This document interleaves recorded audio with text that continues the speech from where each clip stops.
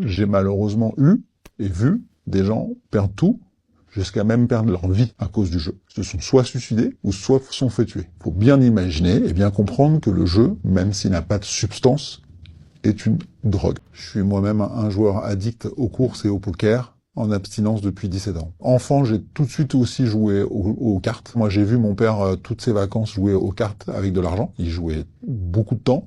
Moi, je voulais partager du temps avec lui, donc je le regardais. Dès l'âge de 15 ans, j'ai commencé à travailler. Plus je gagnais de l'argent, plus les sommes misées étaient importantes. Et on voit que les sommes plus importantes, elles nous procurent des émotions plus fortes. On va d'abord jouer parce qu'on a à la recherche d'une émotion, qui va être celle du trac, celle du suspense, celle de la réflexion. Est-ce que je vais réussir mon bluff? Est-ce que je vais pas réussir mon bluff? L'émotion, c'est très souvent ce que va rechercher un joueur. Beaucoup plus que l'argent qui mise, parce que l'argent qui est misé, n'est plus ni moins que le facteur amplificateur de l'émotion qui va être ressentie après. Le seul moyen de reprendre le contrôle sur sa vie quand on est un joueur addict est d'arrêter de jouer.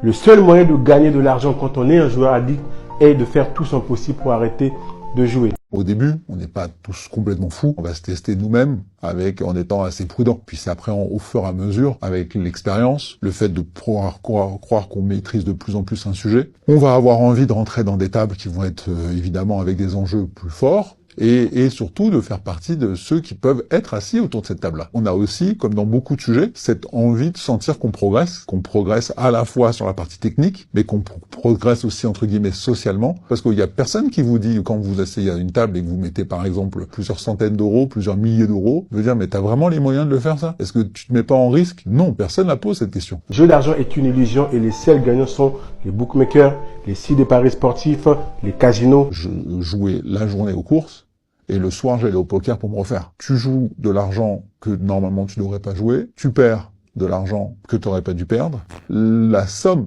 c'est pas vraiment le sujet.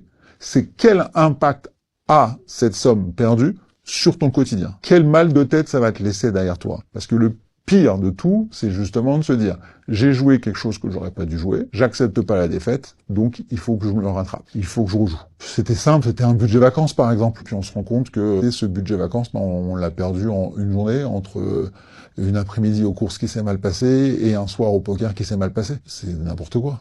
Et là, on se dit, mais donc là, on est dans la merde, parce qu'il faut justifier le fait qu'en fait, je peux plus partir en vacances. Donc c'est là où tu vas demander à des gens, tu peux pas me prêter de l'argent. On est au fait, je vais quand même y aller, je peux pas me permettre de dire que j'ai plus d'argent pour partir en vacances.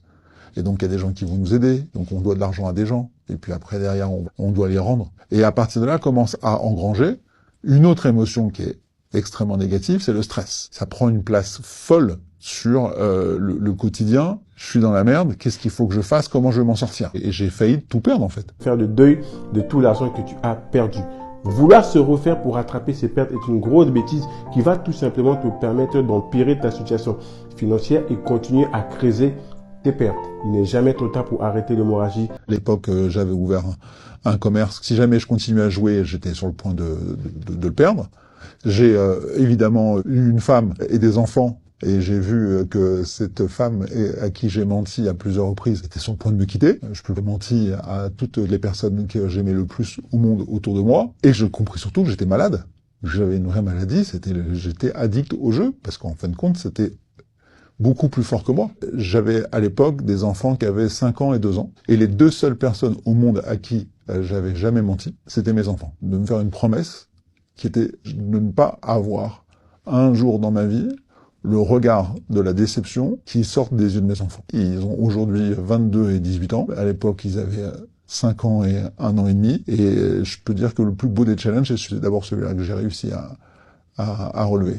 Parce que là, pour le coup, après 17 ans d'arrêt, c'est la chose pour laquelle je suis le plus fier. Il faut être lucide sur sa situation personnelle. Est-ce que je joue normalement? Comme quelqu'un qui pourrait se dire, aujourd'hui, je vais jouer, et puis à un moment donné, si on lui dit, non, en fin de compte, tu joues pas, il se dit, ok, pas de problème, je joue pas. Ou, quoi qu'il arrive, il dit, non, j'ai décidé qu'il fallait que je joue, donc je vais jouer. Je peux pas faire autre chose que d'aller jouer.